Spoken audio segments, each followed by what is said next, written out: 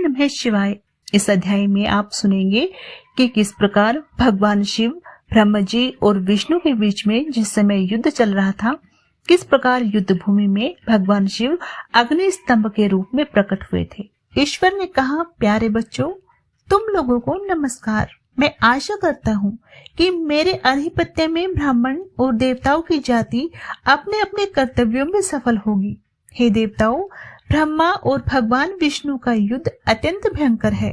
यह बात मुझे पहले से ही पता है। आपकी ओर से यह आंदोलन एक निरर्थक भाषण की तरह है। इस प्रकार अंबा की पत्नी ने बालकों को प्रसन्न करने वाली मधुर मुस्कान से युक्त मधुमेह वाणी द्वारा देवों की सभा को सांत्वना दी। उसी सभा में भगवान ने श्री हरि और ब्रह्मा की रणभूमि में जाने की इच्छा प्रकट की और तदनुसार अपने 100 अनुचरों को आदेश दिया। भगवान की यात्रा के आरंभ की घोषणा करने के लिए विभिन्न प्रकार के वाद्य बजाए गए। सेवकों के सेनापति अपने अपने वाहनों में बैठकर आभूषणों से सुसज्जित होकर तैयार खड़े थे। भगवान अंबिका के पति आगे से पीछे तक ओमकार के आकार वाले पवित्र रथ पर सवार हुए, जिस पर 5 गोलाकार छल्ले लगे हुए थे। उनके साथ उनके पुत्र और गण थे। सभी देव, इंद्र और अन्य उनके पीछे पीछे चल रहे थे। नाना प्रकार के ध्वज, पंखे, चोरियां, बिखरे हुए फूल, संगीत, नृत्य और बाजों वालों से सम्मानित होकर तथा देवी पार्वती के साथ पशुपति शिवजी सारी सेना के साथ युद्ध भूमि में गए। युद्ध को देखकर भगवान आकाश में लुप्त हो गए। संगीत बंद हो गया और गणों का कोलाहल शांत हो गया। वहां युद्ध स्थल में ब्रह्मा और अच्युत एक दूसरे को मारने की इच्छा से महेश्वर तथा पशुपत अस्त्रों के परिणाम की प्रतीक्षा कर रहे थे। ब्रह्मा और भगवान विष्णु के 2 अस्त्रों से निकली ज्वालाओं ने 3 लोगों को जला डाला। इस आसन अकाल प्रलय को देखकर भगवान शिव के निराकार रूप ने उनके मध्य में एक विशाल अग्नि स्तंभ का भयंकर रूप धारण कर लिया। संपूर्ण विश्व को नष्ट करने की क्षमता रखने वाले 2 अग्नि अस्त्र उस विशाल अग्नि स्तंभ में गिर पड़े, जो तुरंत ही प्रकट हो गया। उस शुभ अद्भुत घटना को, अस्त्र शस्त्रों को शांत करते देख उन्होंने एक दूसरे से पूछा, यह अद्भुत रूप क्या है? यह अग्नि का स्तंभ क्या है जो ऊपर उठ रहा है? यह इंद्रियों की सीमा से परे है। हमें इसका ऊपरी और निचला भाग ढूंढना होगा। ऐसा निर्णय करके अपने पराक्रम पर गर्व करने वाले दोनों वीर तुरंत ही अपनी खोज में तत्परता से लग गए। हम दोनों साथ रहने से कुछ नहीं मिलेगा, ऐसा कहकर भगवान विष्णु ने वाराह का रूप धारण किया और जड़ की खोज में चले गए। ब्रह्मा हंस के रूप में ऊपर की ओर चले गए। पाताल लोकों को भेदते हुए और बहुत नीचे तक जाने पर भगवान विष्णु स्तंभ की जड़ को नहीं देख पाए।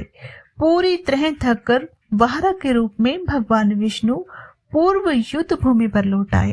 हे प्रिय, तुम्हारे पिता ब्रह्मा जी आकाश में बहुत ऊपर तक गए और उन्होंने ऊपर से रहस्यमयी केतकी पुष्प का एक गुच्छा गिरते देखा।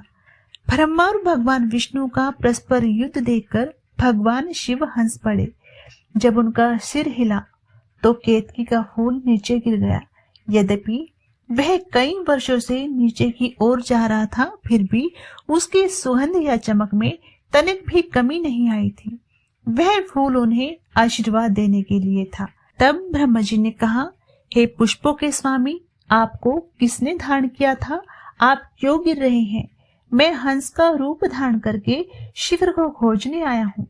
फूल ने उत्तर दिया, मैं इस आदि स्तंभ के मध्य से नीचे गिर रहा हूँ, जो कि अज्ञेय है। मुझे इसमें बहुत समय लगा है, इसलिए मैं नहीं देख पा रहा हूँ कि आप शिखर को कैसे देख पा रहे हैं। प्रिय मित्र, अब से तुम्हें मेरी इच्छानुसार कार्य करना होगा।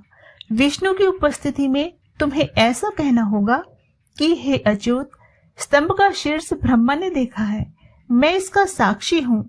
ऐसा कहकर उन्होंने केतकी के पुष्प को बार बार प्रणाम किया। संकट के समय झूठ बोलने की भी सलाह दी जाती है। ऐसा प्रमाणिक ग्रंथ कहते हैं।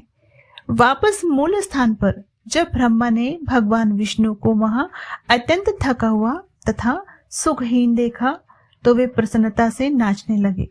विष्णु ने नपुंसक की भांति अपनी असमर्थता स्वीकार करते हुए उसने सत्य कहा कि वे नीचे नहीं देख सकते, परंतु ब्रह्मा ने भगवान विष्णु से इस प्रकार कहा, हे हरि, इस स्तंभ का शिखर मैंने देखा है, यह केतकी पुष्प मेरा साक्षी है। केतकी पुष्प ने ब्रह्मा के वचनों का समर्थन करते हुए झूठ बोला। हरि ने से सत्य मानकर ब्रह्मा को प्रणाम किया। उन्होंने 16 प्रकार की सेवा और वंदनाओं से ब्रह्मा की पूजा की। छल करने वाले ब्रह्मा को दंडित करने के लिए भगवान ने प्रत्यक्ष रूप धारण किया और अग्नि स्तंभ से बाहर निकले। भगवान को देखते ही भगवान विष्णु उठ खड़े हुए और भय से कांपते हुए हाथों से उन्होंने भगवान के चरण कमलों को पकड़ लिया। आपके शरीर के बारे में अज्ञानता और भ्रम के कारण ही, जिसका ना कोई आदि है ना कोई अंत, हम अपनी ही इच्छा से प्रेरित होकर इस खोज में लगे हैं। इसलिए हे दयावान, हमारी गलती के लिए हमें क्षमा करें। वास्तव में यह आपकी दिव्य लीला का ही दूसरा रूप है। तब ईश्वर ने कहा, हे हरि, मैं तुमसे प्रसन्न हूँ, क्योंकि तुमने राजा बनने की इच्छा के बावजूद सत्य का दृढ़ पूर्वक पालन किया। इसलिए जन साधारण के बीच तुम्हारा स्थान मेरे बराबर होगा। इसी प्रकार तुम्हें भी सम्मान मिलेगा। इसके बाद तुम मुझसे अलग हो जाओगे। तुम्हारा अलग मंदिर होगा, मूर्ति स्थापना होगी, त्योहार होंगे और पूजा होगी। इस प्रकार पूर्व काल में भगवान शिव श्री हरि की सत्य निष्ठा से प्रसन्न हुए और देव सभा के समक्ष उन्हें अपने समान ही स्थान प्रदान किया।